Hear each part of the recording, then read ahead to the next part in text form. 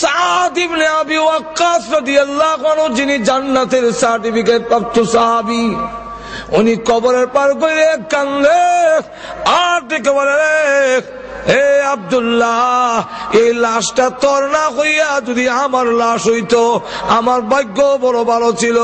আল্লাহর নবী নিজে বলেন, আল্লাহ, আমি আমার আব্দুল্লাহর প্রতি রাজি, মেহেরবানি করে তুমিও আমার আব্দুল্লাহর প্রতি রাজি হয়ে যাও।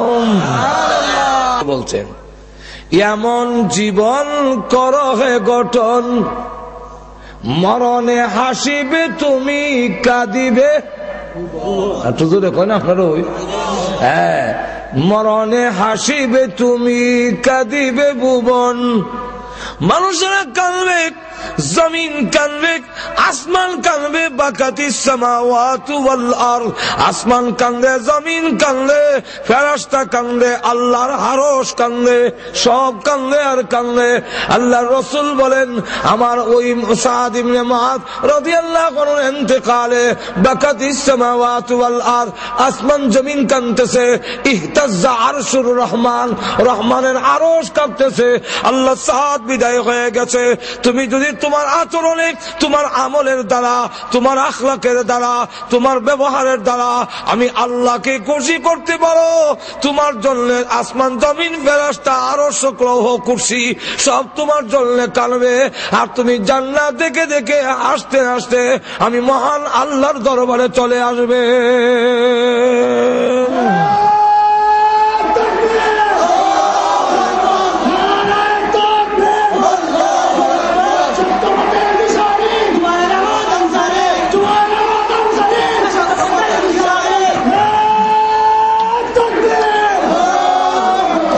এখন এই জন্য কেমনে আসবেন, হাসবেন আবার কেমনে?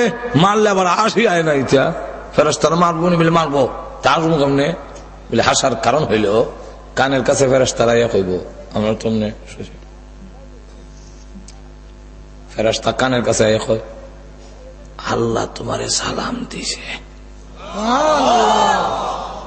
আল্লাহ কোরআনে বলে, তারা সালাম লই আইব, সালামু কওলাম মির রাব্বির রহিম।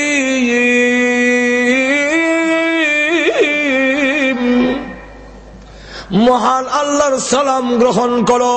মুমিনের অন্তরে আল্লাহর ভালোবাসা সবচেয়ে বেশি, সন্তানের চাইতে ভালোবাসা আল্লাহর বেশি, বউর চাইতে ভালোবাসা আল্লাহর বেশি, ঘর বাড়ির চাইতে আল্লাহর ভালোবাসা বেশি।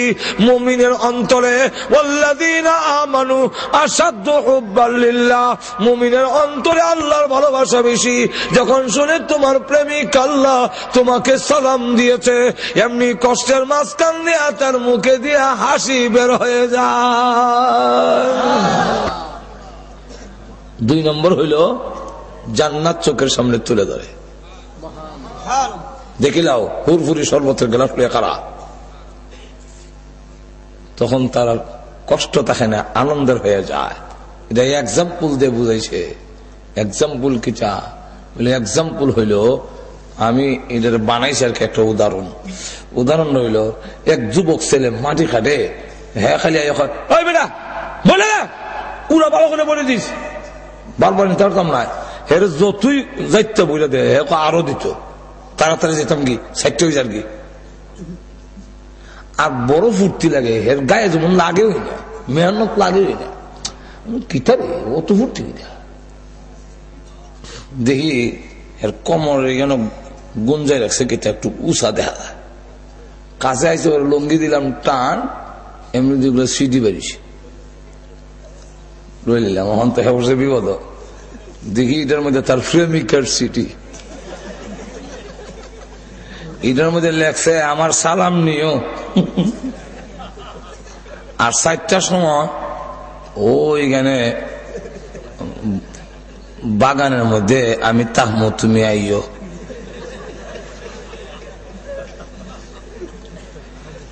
এই যে 4টার সময় তার বাগানে গিয়ে প্রেমিকার সাথে দেখা হইবার সালাম দিছে, এই কুশির টালায় মাটি কাটার কষ্ট এর গায়ে লাগে না।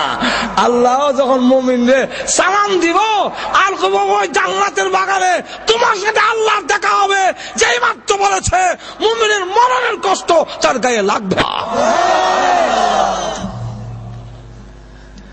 الذي خلق الموت والحياة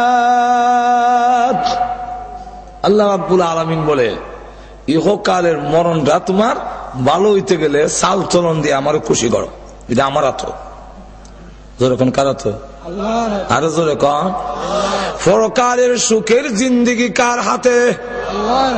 আল্লাহ রাব্বুল আলামিন জানিয়ে দিয়েছেন পরকালের সুখ শান্তির জীবন যদি তোমার লাভ করতে হয়, পরকালের সফলতার জিন্দেগি জান্নাতি জিন্দেগি যদি লাভ করতে হয়, মরণ দুনিয়ার জীবনে তোমার চালচলন দিয়া মহান আল্লাহ রাব্বুল আলামিনকে যদি খুশি করে আসতে পারো তবেই জান্নাত লাভ করতে পারবে।